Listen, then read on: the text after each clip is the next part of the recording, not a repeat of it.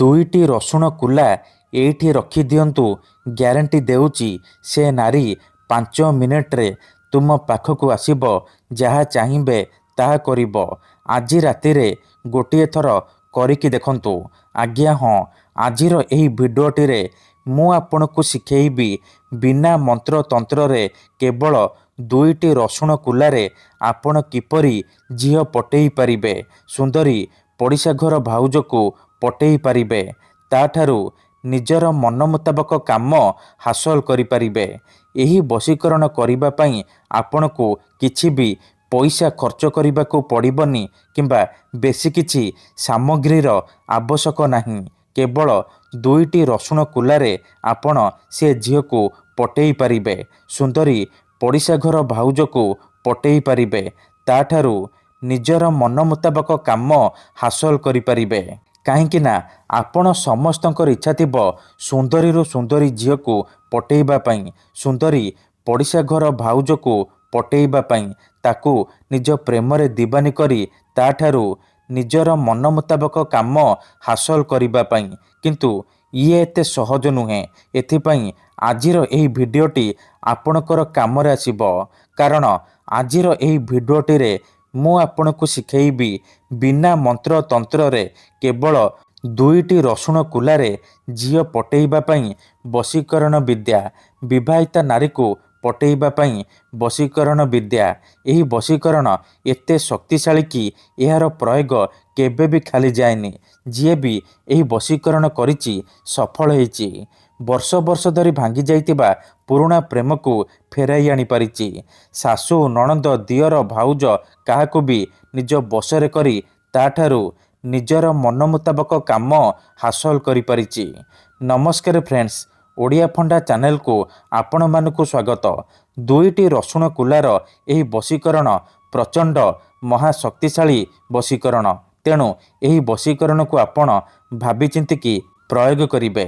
ମନରେ କୌଣସି ଖରାପ ଉଦ୍ଦେଶ୍ୟ କିମ୍ବା କୌଣସି ଖରାପ କାମ ପାଇଁ ଆପଣ ଦୁଇଟି ରସୁଣ କୁଲାର ଏହି ବଶୀକରଣକୁ ପ୍ରୟୋଗ କରିବେନି। ଠିକ୍ ଅଛି। ଯଦି ଆପଣ ସେ ଝିଅ ବା ନାରୀକୁ ସତରେ ଭଲ ପାଉଛନ୍ତି, ତାକୁ ବିବାହ କରିବାକୁ ଚାହୁଁଛନ୍ତି, ତେବେ ଆପଣ ଏହି ବଶୀକରଣ ପ୍ରୟୋଗ କରିବେ।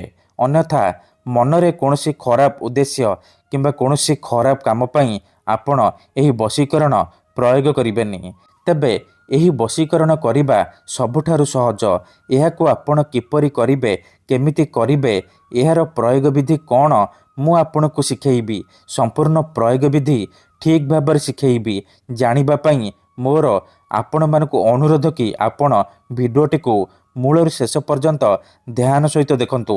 ବିଧିଟି ଜାଣିବା ପୂର୍ବରୁ ଯଦି ଆପଣ ଆମ ଚ୍ୟାନେଲକୁ ପ୍ରଥମ ଥର ଆସିଛନ୍ତି, ତେବେ ଦୟାକରି ଚ୍ୟାନେଲକୁ ସବସ୍କ୍ରାଇବ୍ କରି ପାଖରେ ଥିବା ବେଲ୍ ଆଇକନ୍କୁ ମଧ୍ୟ ଦବାଇ ଦିଅନ୍ତୁ।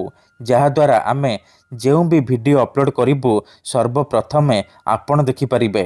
ମନେ ରଖନ୍ତୁ, ଏହି ବଶୀକରଣ କରିବା ପୂର୍ବରୁ କିଛି କଥା ଜାଣି ରଖନ୍ତୁ।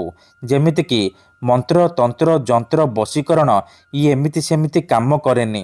ମନରେ ସମ୍ପୂର୍ଣ୍ଣ ବିଶ୍ୱାସ, ନିଷ୍ଠା ଆଉ ଏକାଗ୍ରତାର ସହିତ ଆପଣଙ୍କୁ ଏହି ବଶୀକରଣ କରିବାକୁ ପଡ଼ିବ। ତେବେ ଯାଇ ମୁଁ ଆପଣଙ୍କୁ ଗ୍ୟାରେଣ୍ଟି ଦେଉଛି ଆପଣ ଯେତେ ସୁନ୍ଦରୀ ଝିଅ ବା ସୁନ୍ଦରୀ ଭାଉଜ ଉପରେ ଏହି ବଶୀକରଣ ପ୍ରୟୋଗ କରିଦେବେ, ସିଏ ସେହି ସମୟଠାରୁ ଆପଣଙ୍କ ଆଡ଼କୁ ଆକର୍ଷିତ ହେବାକୁ ଲାଗିବ। ଆପଣଙ୍କର ସବୁ କଥା ମାନିବ। ଆପଣ ତାକୁ ଯାହା କହିବେ, ଯେମିତି କହିବେ ସିଏ କରିବ। ଯେଉଁ ଝିଅ ଆପଣଙ୍କୁ ଭାව ଦେଉନଥିଲା, ସେ ନିଜେ ଆସିବ ଆପଣଙ୍କ ସହିତ କଥା ହେବ, ଆପଣଙ୍କୁ ଭଲ ପାଉଛି ବୋଲି କହିବ।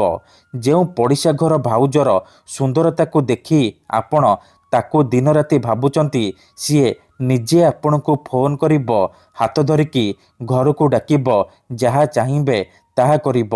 କୌଣସି ପ୍ରକାର ବାଧା ଦେବ ନାହିଁ।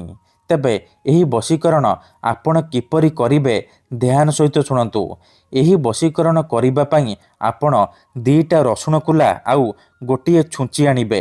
ଦୁଇଟା ରସୁଣ କୁଲା ଆଉ ଛୁଞ୍ଚିର ସାହାଯ୍ୟରେ ଆପଣ କେଉଁ ବି କୁଆଁରୀ ଝିଅ ବା ବିବାହିତା ନାରୀକୁ ପଟେଇ ପାରିବେ, ତାକୁ ନିଜ ବଶରେ କରିପାରିବେ।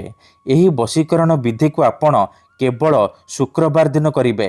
କେଉଁ ବି ସମୟରେ କରିପାରିବେ।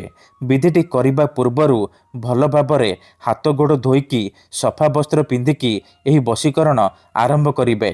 ପ୍ରଥମେ ଆପଣ କ'ଣ କରିବେ, ଯେଉଁ 2ଟା ରସୁଣ କୁଲା ଆଣିଛନ୍ତି ସେ 2ଟା ରସୁଣ କୁଲାରୁ ଗୋଟିଏ ରସୁଣ କୁଲାରେ ସେଇ ଝିଅ ବା ସ୍ତ୍ରୀର ନାମ ଲେଖିବେ ଯାହାକୁ ଆପଣ ପଟେଇବାକୁ ଚାହୁଁଛନ୍ତି।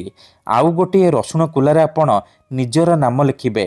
ତାପରେ ସେ 2ଟାକ ରସୁଣ କୁଲାକୁ ଏକାଠି କରି ଡାହାଣ ହାତରେ ମୁଠେଇକି ଧରିବେ ଆଉ 7 ଥର ସେଇ ଝିଅ ବା ସ୍ତ୍ରୀର ନାମ କହିବେ। ତାପରେ ସେ 2ଟା ରସୁଣ କୁଲାରେ ଫୁଙ୍କିଦେବେ। ତାପରେ ନିଜର ନାମ 7 ଥର କହିବେ। ପୁଣି ଆପଣ ସେ 2ଟା ରସୁଣ କୁଲାରେ ଫୁଙ୍କିଦେବେ। ଏତିକି କରିସାରିବା ପରେ ସେ 2ଟା ରସୁଣ କୁଲାକୁ ଏକାଠି କରି ସେଥିରେ ଛୁଞ୍ଚି ଫୋଡ଼ିଦେବେ। ଧ୍ୟାନ ରଖିବେ ଯେମିତି 2ଟାକ ରସୁଣ କୁଲା ଛୁଞ୍ଚି ମଝିରେ ରହିବ। ଛୁଞ୍ଚି ଭଲ ଭାବରେ ସେ 2ଟା ରସୁଣ କୁଲାରେ ଫୋଡ଼ି ହେଇଯିବ। ତାପରେ କ'ଣ କରିବେ, ଆଖି ବନ୍ଦ କରିକି 1ରୁ 2 ମିନିଟ୍ ସେଇ ଝିଅ ବା ନାରୀକୁ ମନେ ମନେ ଭାବିବେ। ତାର ମୁହଁକୁ ନିଜ ମନରେ ଭାବିବେ। ଏମିତି ଭାବିବେ ଯେମିତି ସିଏ ଆପଣଙ୍କର ବଶରେ ହେଇଯାଇଛି, ଆପଣଙ୍କର ସବୁ ଇଚ୍ଛାକୁ ପୂରଣ କରୁଛି।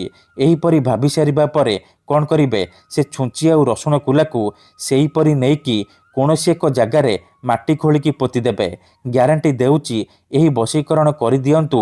ଯେଉଁ ଝିଅ ବା ନାରୀ ପାଇଁ ଏହି ଉପାୟ କରିଥିବେ ସିଏ ଆପଣଙ୍କ ଆଡ଼କୁ ଆକର୍ଷିତ ହେବାକୁ ଲାଗିବ।